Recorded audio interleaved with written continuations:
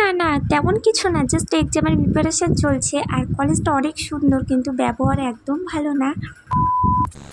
Hello everyone, আসসালামু আলাইকুম। কেমন আছো সবাই? আশা করি সবাই ভালো আছো। তো আজকে হচ্ছে আমার ইউনিভার্সিটির এক্সাম আছে, ওই কারণে আমি রেডি হয়ে তাড়াতাড়ি চলে আসলাম।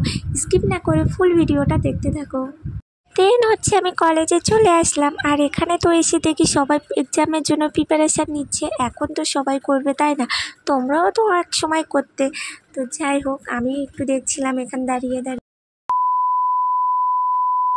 হাই, আমার এক্সাম ছিল দুটো, 10টা থেকে 1টা পর্যন্ত, 2টো থেকে 5টা পর্যন্ত। তো অলরেডি আমার একটা এক্সাম হয়ে গেছে। দেন হচ্ছে আমি আর একটা এক্সাম দেওয়ার জন্য প্রস্তুতি নিচ্ছিলাম। আর কলেজটা সত্যি অসাধারণ, মানে খুব সুন্দর দেখতে কলেজটা। আমাদের কলেজ থেকে অনেকটা ভালো এই কলেজ। যাই হোক, যে আমার ভিডিওটা দেখছো, একটা লাইক কমেন্ট সাবস্ক্রাইব অবশ্যই করো। তোমরা না সাপোর্ট করলে আমি একদম এগোতে পারবো না। আর এখানে তো একটা গোলাপ গাছও আছে, আর এই গোলাপ দেওয়ার মতো আমার তো কেউ নেই। তো যাই হোক, সব বাদ দাও।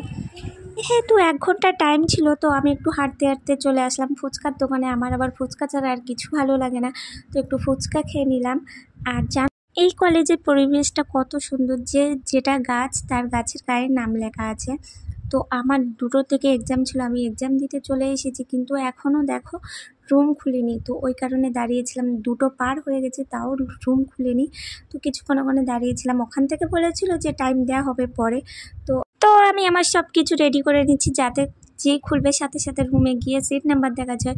ভিডিওটা কেমন হয়েছে বলবে। দেখা হচ্ছে নেক্সট ভিডিওতে। বাই, আল্লাহ হাফিজ।